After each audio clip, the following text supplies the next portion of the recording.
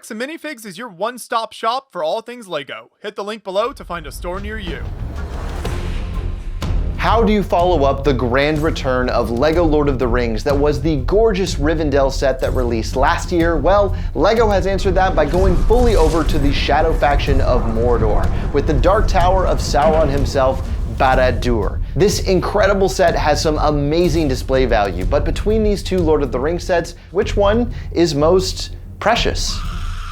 Hey everyone, welcome back to Beyond the Brick. I'm Adam, aka Ant Bandit, and today we're taking an in-depth look at the newest continuation of modern LEGO Lord of the Rings, and the newest, most difficult set name to pronounce correctly, Barad-dûr. It's blank. I had to Google this like 5 different times.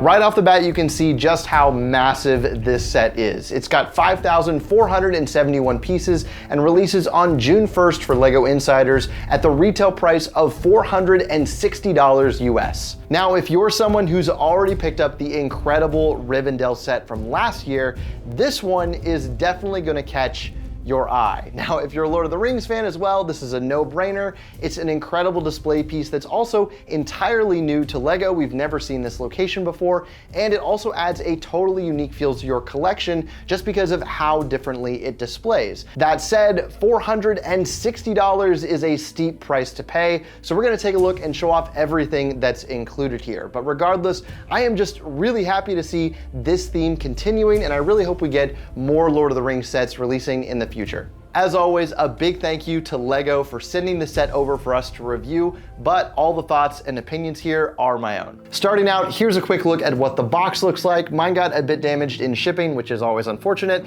but I do think it's pretty cool that the set itself is way taller than the box that it comes in. Interestingly, this is the first set that I've personally encountered that uses entirely paper bags instead of plastic ones. LEGO has of course been in the process of transitioning to paper bags for a long time now, and there's a total of 40 of them here. You also get one medium-sized sticker sheet and 3 large instruction manuals, the first of which has the expected amount of concept art, designer interviews, and extra info about the set. Now, looking at the tower itself, this thing is tall, 32.5 inches to be exact, and it looks really imposing with that eye sitting at the top, and there's tons of great looking detail all up and down the exterior. At the base, you can see the front gate, along with several of these black spires sticking up out of the lava underneath it. And honestly, the terrain here looks so good. It's one of my favorite visual features of the exterior of this set. I love how the rocks are built with this beautiful color gradient as they move up towards the middle of the fortress. It really shows off how this tower was integrated into the mountain, which looks really cool. As for the rest of the exterior, there is a ton of detail to appreciate here, with lots of spikes, teeth, and torches, giving it a great texture with lots of sharp angles and clever building techniques all throughout. Spinning the tower around, we can take a look at the interior. Now, in the movies, this is never shown. We don't actually know what it looks like in canon. However, the LEGO team has taken a few creative liberties to give us their interpretation, and they did a great job. We've got 5 distinct rooms or levels that you can stage your minifigures in, along with some really fun features. Each of these levels can be detached as it breaks down into 4 modular sections for transport or play.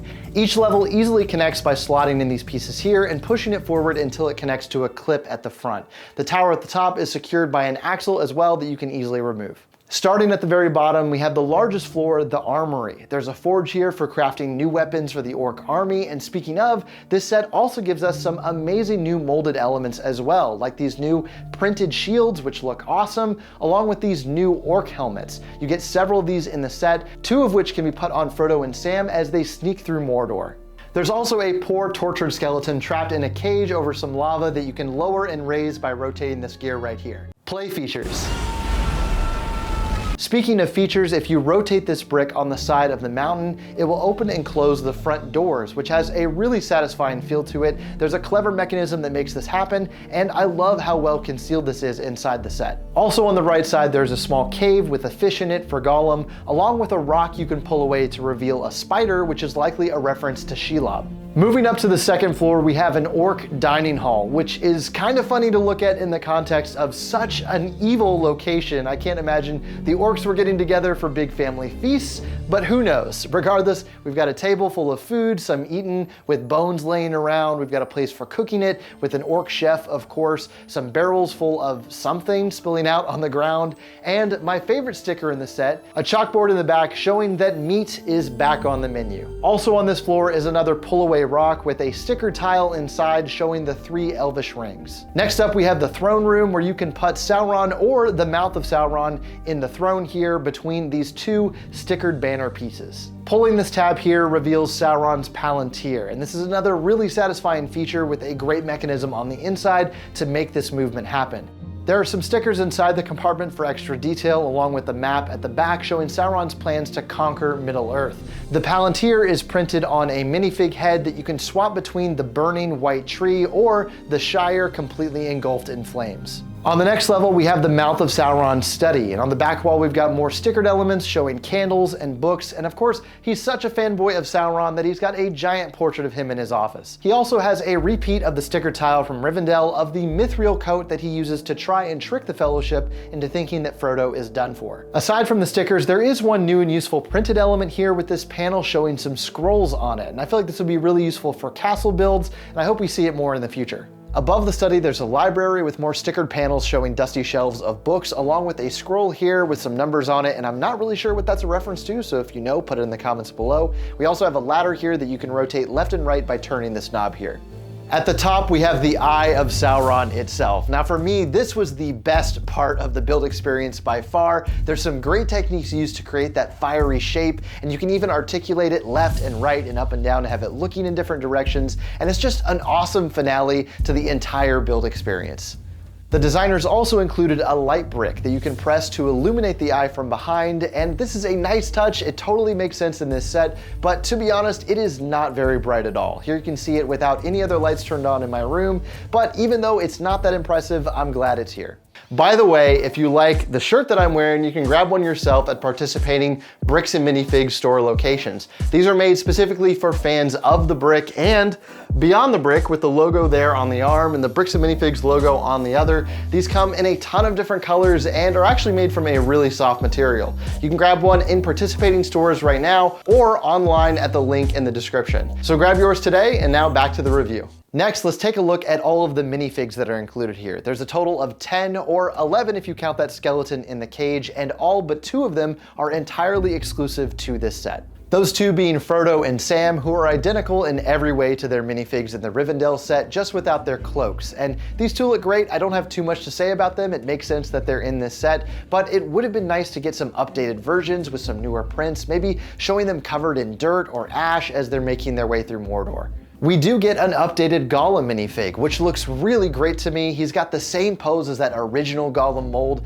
except this time he has different arms and an entirely new face print. I've seen some back and forth online over some people preferring that original Gollum over this newer one, but to me this update looks really good, and I really hope he doesn't stay exclusive just to this set and shows up in a bunch more in the future.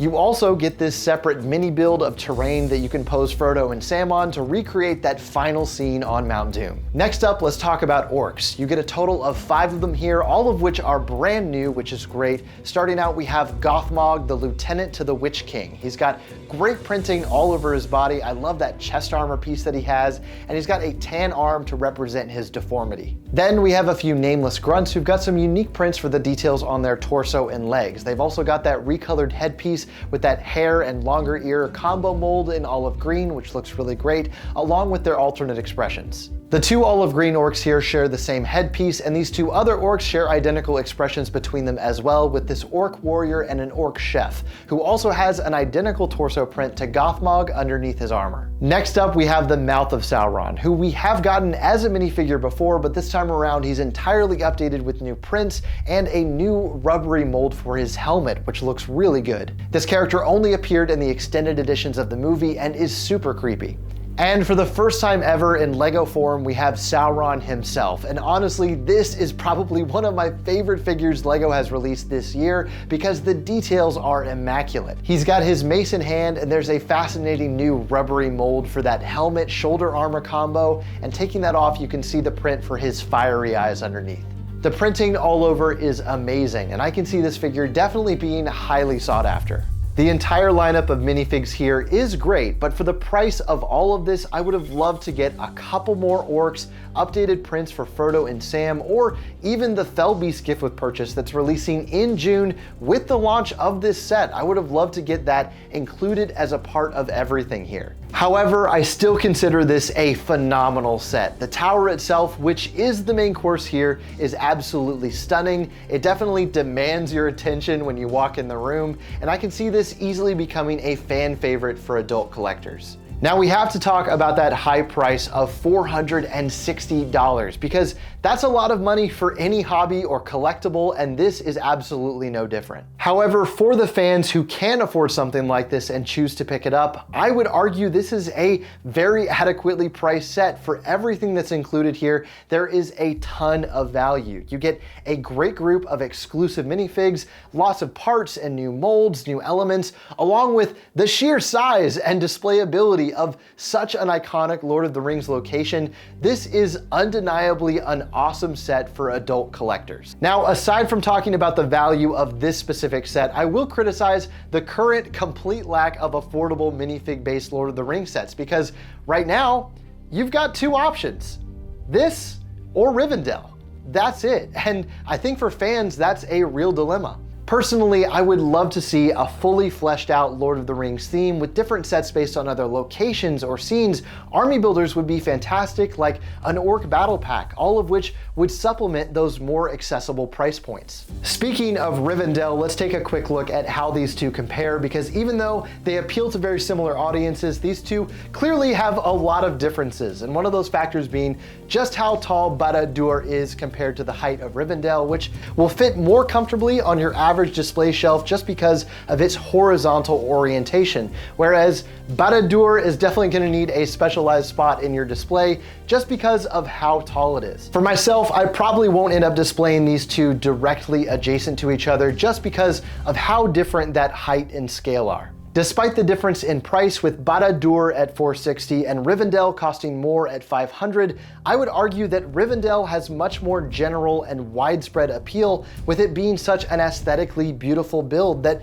honestly could fit into any fantasy environment, which leads to it being appreciated by builders who might not be huge Lord of the Rings fans, but would enjoy having such a gorgeous build on display. On top of that, the additional minifigs in Rivendell are great, and you get the entire fellowship in one set. Between the two of these, if I own neither of them, personally, I would recommend picking up Rivendell first. But again, that's just my personal preference. That's not to say that this is any less phenomenal of a set, and who knows, you might have the perfect display space to put such a tall build in your house already. And that about wraps up our review. Let us know down in the comments what your thoughts are on Barad-dûr and which of these two Lord of the Rings sets you prefer the most. Once again, I'm Adam. Thanks so much for watching, and I'll see you in the next one.